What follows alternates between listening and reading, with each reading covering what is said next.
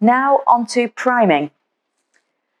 A bit of a controversial one because I think people tend to over prime or think they need to prime when they don't need to prime. So I'm hopefully going to make this a lot clearer for you, and then you'll know what you need to do with your piece. I very rarely prime actually, possibly because I paint a lot with dark colours, and dark colours generally are very forgiving in terms of the problems that you might have, and one of the reasons you might prime. Most often I prime for things like Formica, which is the old name for laminate. So if it's not a wood surface and you want to get your paint to stick. So there's a couple of different reasons why you would prime. One is to block stains, so stain blocking. And that you need to think about if you're using something like a teak, which is an oily wood, pine, which has oily knots, because those can actually leak through and leach through your paint surface. And then also things like redwoods, like cherry, that sort of thing. The colours in that can actually, the tannins can actually leach through and turn your paint finishes a pinky colour. So whether you, whatever you're doing like that, you need to think about putting something on which is going to stop that first before you paint. Woods like this, if it's been stained and I wanted to paint it light, the stain could come through. So it is worth thinking about putting a primer. So if I've done little drinks cabinets like this and I've done them white, I invariably will put a primer down first. You could test it out with your paint and see, but often bleed through, as they call it, can happen a long time afterwards, especially with the oily woods. That yellowing of the oil coming through can take weeks, months, years. So it's really not worth taking the risk that you're going to have that effect. We'll come on to the actual products. The other kind of primer you're going to want is the adhesion primer. So you've got a stain blocking primer and adhesion primer. And the adhesion primer helps your paint stick. So that's when you're painting something that's slippery or slick to the touch, like a laminate or a plastic. So if you're going to paint IKEA, you're going to paint an old 1950s sideboard, you're going to want an adhesion primer. These are the two that I recommend. There are more in the supplies and there are more primers out there, of course, but these are my sort of go-tos. So the one I use for stain blocking is Zinsabin. It's industry standard, really. And the reason for that, and the reason why I would say don't mess about with anything else that says it's stain blocking except for this, is that this is a shellac-based primer. Most of what we work with nowadays is water-based. It's kinder to use, it's safer to use, it's nicer to use. But with anything that isn't shellac-based, it could still, those stains can still come through. So you really want to go straight to this kind of product that's going to put a complete block on anything coming through your paint surface. It's not particularly lovely to work with, not everybody likes it, and you can get it in a spray form, which you might prefer. Obviously you need to do it in a well-ventilated area. I'm going to show you how to apply it in the easiest way possible. It's really effective, but obviously some people don't like to use it. You can also use this for adhesion. You could use this on a surface and actually not even sand it, but I don't necessarily advocate that. But you can use this to help your paint stick as well. It's a really good all-rounder. However, because it's not as pleasant to use, I tend to use a water-based primer for adhesion. So that's why I'll have one for each. One for stain blocking, just when I really, really need it, when you need the big guns. And then use a water-based one like this, this is Fusion Mineral Paint Ultra Grip. You can get other adhesion primers, so I'd say you can shop around for this. And this is, like I say, it's water-based. It's much nicer to use than this one. So that's why I have two different ones. So let's have a look at how we actually apply them. Okay, let's start with the Zinsabin. Now, one of the reasons people don't like this is it's actually, it washes up with methylated spirits. So obviously with water-based paints and products, we can wash them up with water, so we can clean our brushes with water. You might be aware that oil-based products, you'd have to use white spirit, which isn't particularly very nice, but it still works. But methylated spirits, which is the purple stuff, is how that you clean with this. So to be honest, I don't usually bother. I usually use old things and things that I can throw away when I'm working with this. So I'm going to apply it with a roller.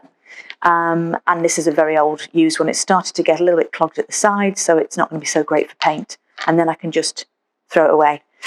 Lined my little mini roller tray with foil, which is how I do all of my rollering, because then I can just keep using them. Also means I can just chuck that away. If I'm doing smaller areas, I'd use an old foam brush like this. I don't need to worry too much about any sort of little bits of texture or brush strokes when I'm putting it on, because I'm actually going to do a fine sand in between coats, which will make it nice and smooth. This is also great if you've got a really open grain and you don't want it. This will actually go into the grain and level it off. So it's a good product for that. I'm just going to... And then make sure to stir it really well. You can get this primer, like a lot of primers, tinted because it comes in white.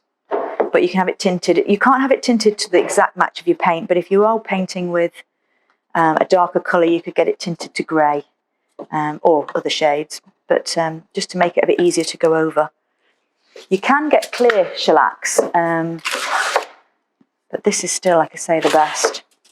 Just going to put that in my tray. And I'm going to put a little bit out at a time, because what you'll find with it being that sort of solvent based, it evaporates, it dries really quickly. That's why you can recoat this in 15 minutes, and 15 minutes again after that you can be painting. So it's really quick to use. I use this in all my workshops when we need to go really quickly through a process, because just going to push that in a little bit. And then fill my roller. And then straight on.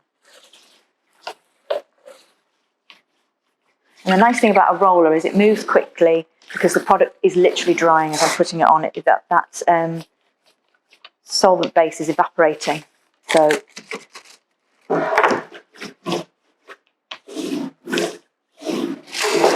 you're not looking for a perfect result because of the product that it is. Starting to dry, so you don't expect a really even white finish. And then after 15 minutes I'll come back and get a synthetic sanding pad, be a fine one, and just give it a light sand across to take anything that's standing up a little bit. Little bits there that are trying to get in.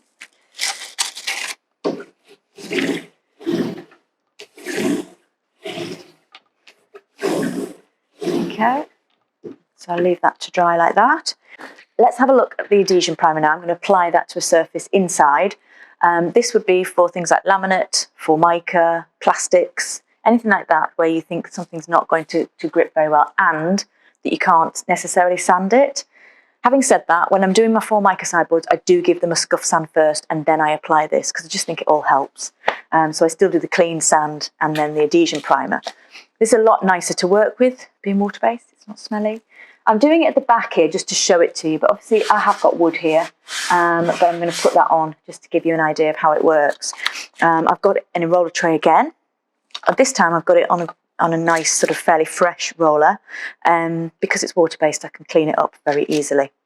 I'm actually using the Ultra Grip I mentioned. Now this has to, you have to leave this overnight to be ready to use the next day, and that helps the paint stick brilliantly. But another one that I'm aware of that is really good is this Whitson's one, and you can actually use that a lot quicker, but it's a lot more solid a colour. It's more white like the Zinta, whereas this is more transparent. And you only need to put one coat on of this, which is why I like it. I use this Ultra Grip for my handles as well, and anything that I want to resurface, like metalware. So I've just got this on the roller already, and you only want to put on, see how sort of thin it needs to be. I'm just going to go back over and just smooth out the really... You just need to get a very even, thin coat.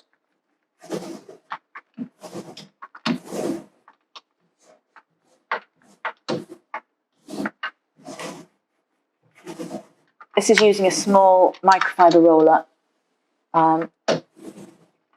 This one's a Two Fussy Blokes. The good thing about that is I can get right into the bottom there without having to get a brush out, which means I might get a slightly different texture. So getting it nice and flat. I wouldn't suggest you use a foam roller because you might end up with some bubbles in it, which you don't want.